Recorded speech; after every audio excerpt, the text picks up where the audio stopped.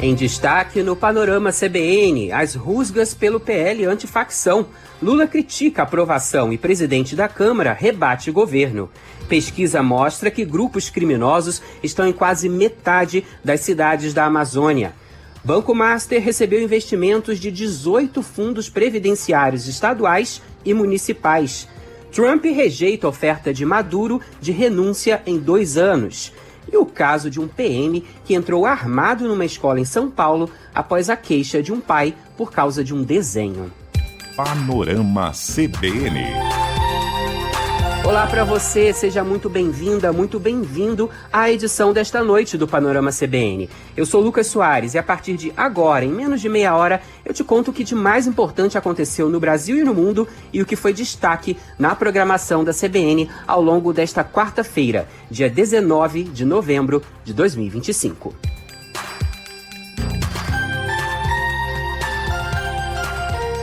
Começa essa edição do Panorama te contando que o presidente Lula criticou o projeto de combate ao crime organizado aprovado pela Câmara nesta terça. Em uma rede social, o petista disse que o texto, com a redação dada pelos deputados, favorece quem quer escapar da lei. Bianca Santos te contou no Panorama da Manhã, o projeto foi aprovado por 370 votos a 110.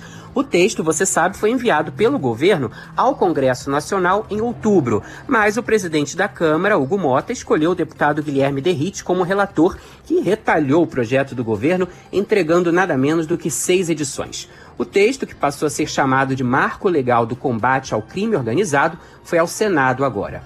Bom, na postagem que fez nesta quarta, Lula disse considerar importante que o diálogo e a responsabilidade prevaleçam entre os senadores na análise da proposta, para que o Brasil tenha, de fato, instrumentos eficazes no enfrentamento às facções criminosas. O petista afirmou ter compromisso com uma agenda legislativa que fortaleça a Polícia Federal, garanta a maior integração entre as forças de segurança e amplie o setor de inteligência. Para Lula, é necessário combater a atuação de facções em territórios do país, mas principalmente desmontar as estruturas de comando e financiamento das organizações. Mais cedo, o ministro da Fazenda, Fernando Haddad, também criticou o PL. Segundo ele, o texto está na contramão do combate ao crime e serve para enfraquecer operações e a PF. A máfia dos combustíveis no Rio de Janeiro. E agora, aqui em Brasília, a questão da fraude no sistema financeiro, essas operações vão ser enfraquecidas com esse projeto. Agora, que, repito, asfixia financeiramente a Polícia Federal e não o crime organizado. O presidente da Câmara, Hugo Motta, se queixou do fato de a base do Palácio do Planalto ter votado contra o projeto e disse que o governo optou pelo caminho errado e cria falsas narrativas. Mais cedo, em entrevista ao jornal da CBN, ele afirmou que a proposta aprovada é muito melhor do que a apresentada pelo Executivo. O que a Câmara fez ontem foi realizar a vontade do povo brasileiro. E quem votou contra tem que hoje dar a sua cara a tapa para dizer por que ficou contra a matéria e não ficar criando narrativas inverídicas, porque o que nós fizemos foi endurecer o enfrentamento ao crime e nós vamos seguir assim, não admitindo que falsas narrativas sejam criadas por quem não teve coragem de votar a favor daquilo que a população brasileira queria no dia de ontem. Bom, no Senado, o projeto de lei deve ter tramitação rápida, mas sem urgência, como já vem sinalizando o presidente Davi Alcolumbre. O presidente da Comissão de Constituição e Justiça do Senado, Otto Alencar, que é aliado do governo, afirmou que assim que o texto chegar à casa, ele será pautado no colegiado. Deverá ser realizada uma audiência pública antes da análise do relatório do senador Alessandro Vieira. O relator já sinalizou que vai fazer aprimoramentos técnicos e jurídicos ao texto aprovado na Câmara. Um dos pontos a ser alterado será o financiamento da Polícia Federal. Apesar do discurso do governo sobre retomada do projeto original, líderes do Senado dizem que esse objetivo não deve ser alcançado.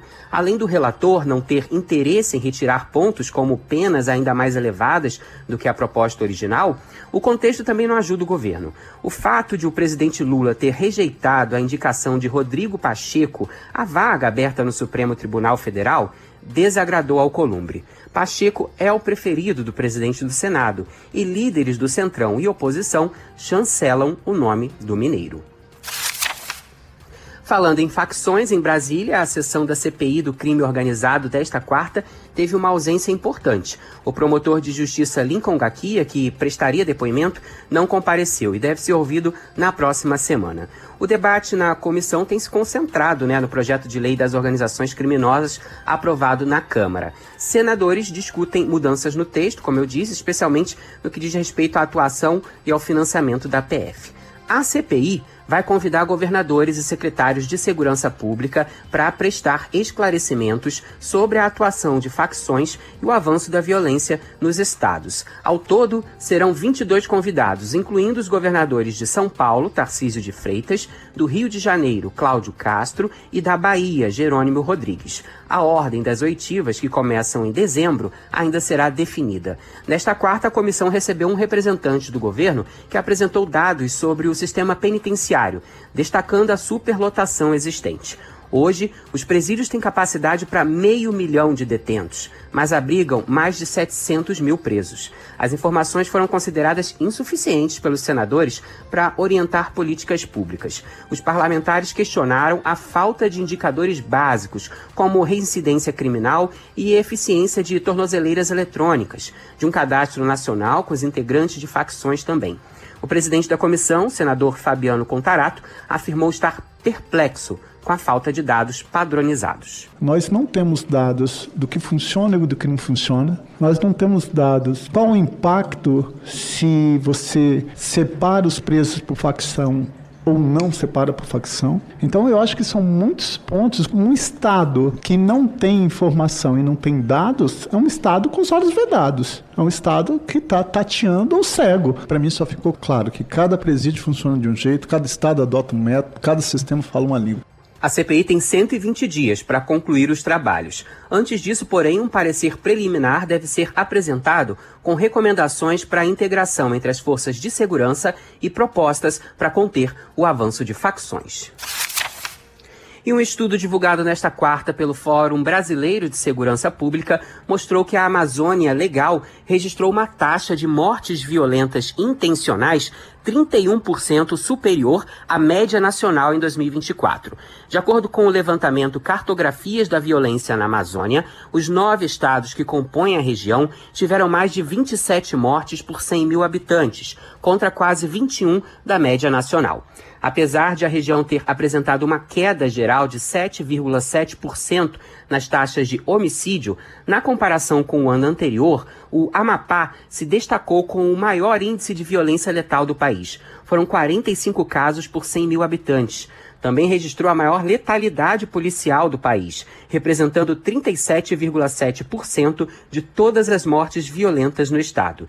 Já o Maranhão foi o único estado da Amazônia Legal a ter aumento nos homicídios no período, com alta de 11,5%. Também reflexo da disputa territorial pelo controle do tráfico de drogas. De acordo com a diretora executiva do Fórum, Samira Bueno, o cenário de violência exacerbada na região foi impulsionado nos últimos anos pelo avanço de facções criminosas. Quanto o avanço de facções criminosas pela região amazônica tem pressionado indicadores de violência letal, lembrando que é uma região que historicamente já convive com uma violência muito marcada pelos conflitos fundiários, em função do garimpo, da produção de crimes ambientais de modo geral, e soma-se a esse contexto, que é um contexto já de muitas décadas da região amazônica, o avanço desses grupos criminosos, especificamente PCC e Comando Vermelho, que passam a se associar com grupos locais e produzir ainda mais violência. Enquanto isso, no Rio de Janeiro, nesta quarta-feira, 16 pessoas foram presas na Vila Kennedy durante a operação conjunta das polícias civil e militar, que mobilizou equipes desde a madrugada. A ação integra a Operação Contenção, que tenta frear o avanço do Comando Vermelho na zona oeste da capital e desmontar atividades ligadas ao tráfico de drogas e ao roubo e desmanche de veículos. Uma das apreensões mais relevantes aconteceu dentro de uma escola municipal. É isso mesmo que você ouviu. Segundo a investigação, o espaço vinha sendo usado pelo grupo criminoso para armazenar drogas. O material estava escondido em uma sala próxima a uma área com barricadas. A Secretaria Municipal de Educação do Rio de Janeiro lamentou o fato, informou que a droga foi encontrada em uma área desativada no terreno da escola. Além da parte do tráfico, a polícia aponta que a quadrilha também movimenta esquemas de roubo de carros sob encomenda. O delegado Alexandre Cardoso, que coordenou a ação, destacou que essa apreensão dentro da escola mostra o grau de organização do grupo. Operação conjunta com a Secretaria da Polícia Civil, com a Secretaria da Polícia Militar, que tem por objetivo impedir a expansão do Comando Vermelho para toda aquela região da Zona Oeste. Nós verificamos que eles utilizam diversos instrumentos eletrônicos, drones, câmeras de monitoramento para monitorar a ação da polícia e também para praticar ataques. Nós apreendemos inúmeros materiais, drogas, no interior de um colégio na Vila Kennedy. Ao lado do colégio tem uma barricada, tinha muita droga e o colégio estava ativado. Pois é, na madrugada, 2 suspeitos morreram e 2 ficaram feridos após perseguição. No carro dos suspeitos, os agentes apreenderam fuzis, pistola e granadas. Falando em escola, ouça essa história. Um policial militar da Ativa foi o autor da denúncia que fez PMs armados entrarem em uma escola de educação infantil na zona oeste da capital paulista. Ele teria alegado que a filha estava sendo obrigada a ter aula de religião africana. Segundo os relatos de uma funcionária da escola, 12 policiais militares armados, um deles com metralhadora, circularam pelo local. A testemunha, que preferiu não se identificar, disse que a ação provocou constrangimento e medo entre funcionários e familiares de alunos. A funcionária da escola disse que foi coagida pelos PMs por aproximadamente 20 minutos. A profissional afirma ter explicado aos policiais que a escola trabalha com um currículo antirracista e que apresenta às crianças elementos da cultura afro-brasileira. A Secretaria da Segurança Pública disse que a PM instaurou apuração sobre a conduta da equipe que atendeu essa ocorrência, incluindo a análise das imagens de câmeras corporais dos policiais. A Secretaria Municipal da Educação de São Paulo afirmou que o pai da estudante recebeu esclarecimento sobre o trabalho apresentado pela filha, que ele integra uma produção coletiva do grupo. A atividade faz parte de propostas pedagógicas da escola que tornam obrigatório o ensino de história e cultura afro-brasileira e indígena dentro do currículo da cidade de São Paulo. A ouvidoria da Polícia de São Paulo abriu também procedimento solicitando aí para apurar a conduta desses profissionais. Também pediu as imagens das câmeras, bem como do circuito interno da escola. Veja você se isso tem cabimento. E bom, o Ministério da Educação divulgou hoje o gabarito oficial do segundo dia do Enem. A publicação estava prevista para esta quinta-feira, mas foi antecipada depois da anulação de 3 questões em razão da suspeita de fraude. Dias antes da prova, um estudante universitário apresentou numa live itens quase idênticos a questões que caíram no exame. Por meio de uma rede social, Edcleide Souza Teixeira afirmou que não fez nada de errado e disse que recebeu milhares de contatos interessados em mentoria após a repercussão dos fatos. O governo acionou a Polícia Federal, que investiga o caso. O órgão reforçou que nenhuma questão foi apresentada exatamente como na prova deste ano.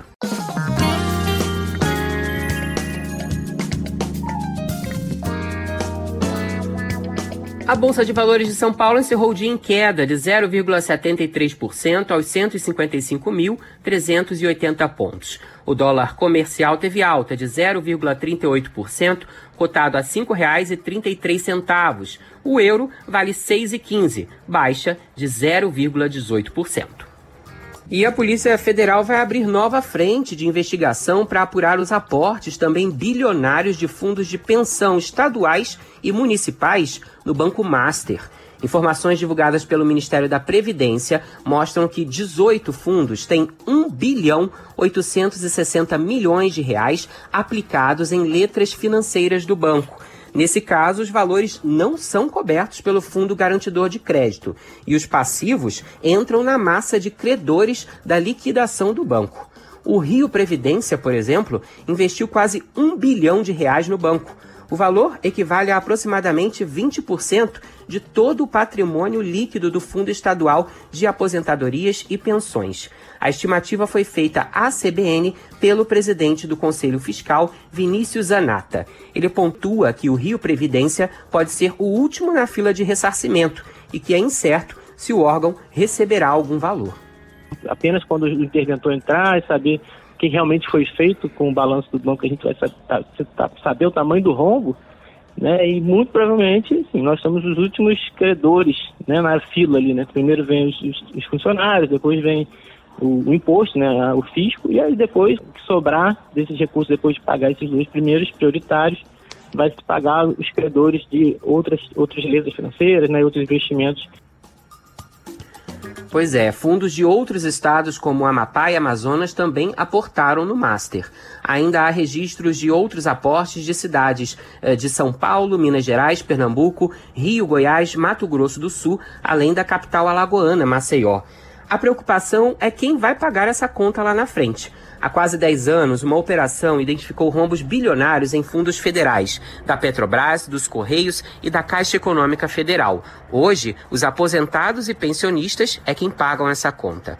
A PF deve aprofundar também as investigações sobre a participação de políticos no esquema envolvendo o Master e o Banco de Brasília. Integrantes do União Brasil têm ligação próxima com Daniel Vorcaro, preso nesta terça-feira. Após a operação da PF, governistas relacionaram a tentativa do Centrão de aprovar o PL antifacção com menos recursos à PF a essa operação contra o Master.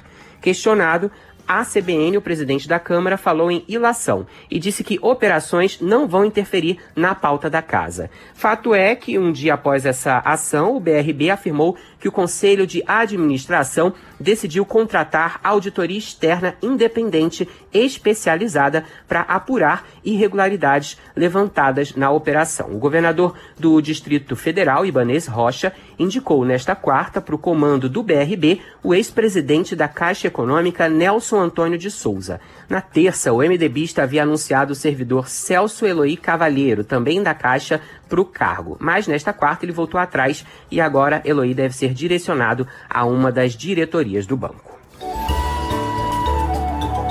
Trilha para falar de COP. Bianca te contou mais cedo, né? O presidente Lula voltou a Belém para reforçar negociações. Ele teve encontros com ministros negociadores de diferentes grupos de países, com representantes da sociedade civil, dos povos indígenas e do setor produtivo. O dia começou com a reunião com ministros do grupo negociador dos países emergentes, que incluem nações árabes, latino-americanas, China, Índia e Indonésia. Em seguida, o presidente Lula se encontrou com ministros do grupo negociador da União Europeia. À tarde, os encontros foram com ministros dos grupos da África e de pequenas ilhas, que são as mais afetadas, pelo aumento do nível dos oceanos. O presidente reforçou a necessidade de países apoiarem a construção de um mapa do caminho para superar a dependência dos combustíveis fósseis. Isso ganhou tração com o apoio oficial de 85 países, incluindo o Brasil, mas ainda enfrenta resistência de nações como a Arábia Saudita, que é um grande produtor de petróleo, além dos Estados Unidos, que nem na COP está, já que o presidente Donald Trump é terminantemente contra a transição energética. Agora, independentemente disso, os países vão se mexendo e o setor privado também. A ideia de se aumentar em 4 vezes a produção de combustíveis sustentáveis até 2035 tem o apoio de 25 países e mais um está em processo de adesão. Esse chamado foi feito pelo Brasil há um mês e reforçado pelo presidente Lula na cúpula de líderes. Nessa lista tem países produtores de petróleo como Emirados Árabes Unidos, Canadá e países dependentes como o Japão. O diretor do Departamento de Energia do Itamaraty, João Marcos Paz Leme, falou que essa sinalização motiva a indústria a aumentar a produção, por exemplo, de combustível de aviação sustentável, que hoje responde só a 1% da oferta.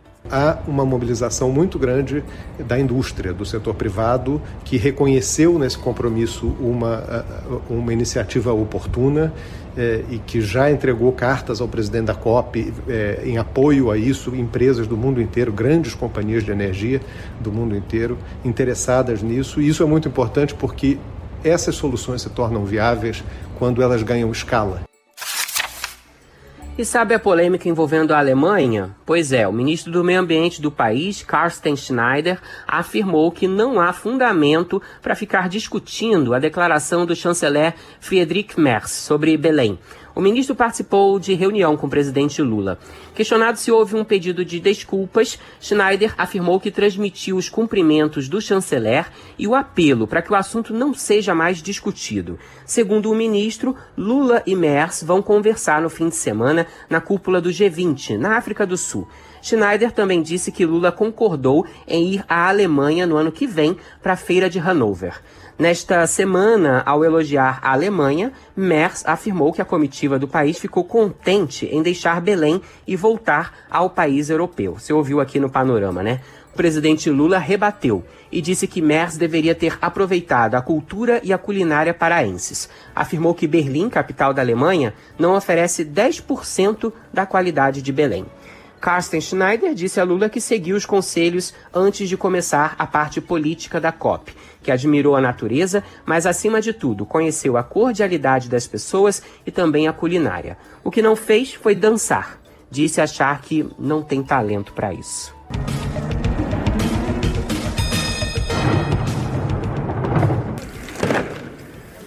Esse som aí é de um ataque russo com mais de 500 drones e mísseis no oeste da Ucrânia, que deixou 25 mortos e dezenas de feridos, incluindo crianças, segundo o Serviço de Emergência Estatal ucraniano. O ataque, ocorrido durante a madrugada, atingiu a cidade de Ternopil, além de outras regiões ucranianas, e se tornou um dos mais mortais desde o início da guerra da Ucrânia. A cidade fica em uma área relativamente tranquila, para onde muitos moradores do leste e do sul da Ucrânia se mudaram ao fugir dos perigos da linha de frente. O presidente Volodymyr Zelensky afirmou que instalações de energia, transporte e infraestrutura civil foram danificadas pelo ataque russo e que equipes de resgate foram mobilizadas para socorrer as vítimas. No Oriente Médio, o exército de Israel disse que conduziu novos bombardeios contra alvos do Hamas na faixa de Gaza por conta de violações ao acordo de cessar-fogo que teriam sido cometidas pelo grupo terrorista. 11 palestinos morreram e mais de 20 ficaram feridos, segundo autoridades locais. O comunicado diz que membros do Hamas abriram fogo contra tropas israelenses mais cedo, nesta quarta, porém não houve feridos. Essa é a terceira vez que Israel rompe o cessar-fogo desde que o plano do presidente americano Donald Trump para finalizar o conflito entrou em vigor há pouco mais de um mês. Em todas as ocasiões, Israel acusa violações do Hamas para justificar a ação. E ouve essa, gente. A mãe de um menino brasileiro de 9 anos que teve 2 dedos decepados, isso mesmo, decepados, dentro de uma escola em Portugal, ela afirmou que tentou prestar queixa junto às autoridades, mas foi tratada com descaso. A investigação oficial só começou após a repercussão do caso divulgado por ela nas redes sociais. Esse caso horroroso ocorreu na cidade de Sinfãs, no centro do país. O menino vive com a família em Portugal há 8 anos e há mais ou menos um ano a criança começou a estudar nessa escola. A mãe contou que o filho, que já foi alvo de outros ataques, tinha ido ao banheiro quando outras crianças foram atrás e fecharam a porta do local, prendendo os dedos da criança. Após o incidente, a mãe foi chamada à escola, mas só descobriu a gravidade do caso horas depois, já no hospital. Segundo ela, a escola tentou amenizar a situação. A família é acompanhada agora por um grupo de advogados brasileiros em Portugal. Com a repercussão do caso, o Ministério da Educação informou que iniciou uma investigação. Organizações da sociedade civil também exigiram respostas das autoridades. Com medo de represálias, a família, vítima, deixou o local onde vivia. Coisa terrível, né? Mudando de assunto, uma reportagem divulgada pelo jornal The New York Times trouxe mais detalhes sobre estudos e discussões do presidente dos Estados Unidos, Donald Trump, e do Pentágono sobre a Venezuela. De acordo com o veículo, as ações futuras por terra no país contra o governo de Nicolás Maduro ainda são consideradas incertas. Apesar disso, as ações secretas podem continuar priorizando estratégias psicológicas ou de desgaste, assim como operações cibernéticas ou de informação. O Pentágono também planeja ataques contra unidades militares próximas a Maduro. Trump realizou 2 reuniões na sala de situação da Casa Branca na semana passada para discutir o assunto Venezuela e analisar opções com os principais assessores. O jornal cita ainda que Maduro ofereceu uma espécie de transição para renunciar ao cargo de presidente venezuelano. Ele pediu um período de 2 a 3 anos em conversas informais, algo que foi rejeitado por Washington. Zeca chegou falando, pô, fiz uma pancada agora eu e o Dudu. Falei, é mesmo? Aí depois ele me cantou, falei, agora é isso mesmo. Quem é ela que vai todo dia na capela fazer oração? Sobe o som, Ticão, sobe o som, que hoje é quarta com gostinho de sexta-feira, né, gente? Feriadão amanhã. E olha que legal esse destaque. A Rua do Senado, no centro do Rio de Janeiro, foi eleita em primeiro lugar como a rua mais legal do mundo em 2025. O ranking é da revista Time Out, que em 2024 elegeu a Arnaldo Quintela, em Botafogo, também no Rio, como a 8ª rua mais bacana do planeta. Agora, a capital fluminense ocupa o topo da lista, né? Posição nunca alcançada antes por nenhum lugar da América Latina. Você, carioca, concorda? E você, turista, já conheceu a Rua do Senado? Ela tem casarões históricos, bares tradicionais, como o clássico Armazém do Senado, que está aberto desde 1907. As rodas de samba, que acontecem às sextas, sábados, domingos e feriados, estão atraindo mais pessoas e ampliando o público, inclusive de jovens. E é por isso que eu trouxe essa pancada aí de Zeca Pagodinho pra você. Essa não falta numa roda do Armazém. Deixa comigo, vai. Qualquer dia me invoco e tomo coragem. Mas nem só de bares vive a Rua do Senado, né? Na verdade, ela chama a atenção há bastante tempo também pelas lojas de antiguidades que estão sendo impactadas com a chegada de novos públicos, principalmente aos finais de semana. Para selecionar as ruas mais legais do mundo, a equipe global de viagens da Time Out escolhe cada rua com base em critérios como comida, bebida, cultura, diversão e espírito comunitário. Não é porque eu sou do Rio, mas eu recomendo, sobretudo aquele pedacinho ali perto da Rua do Lavradio. É muito legal mesmo. E, gente, essa edição do Panorama vai ficando por aqui. A produção e o roteiro foram feitos por mim, Lucas Soares. Edição e sonorização são do meu amigo Anderson Wendel, o Tico, a quem eu agradeço a parceria nesta temporada. Sim, essa é a minha despedida nesse período aqui no Panorama. Queria agradecer imensamente a companhia de vocês, Panolovers. Reforço os canais de contato, meu e-mail está sempre disponível, lucas.soares@cbn.com.br. No Instagram, só procurar por Lucas Soares __. Nessa quinta e sexta, reforço, tem edição da manhã do Panorama às 7 da manhã com a parceira Bianca Santos. Não perca! Na segunda-feira, o Leandro ainda vai tirar uma folga depois de dias intensos de COP e a querida Marcela Marcos deixará vocês bem informados. Muito obrigado mais uma vez e até a próxima.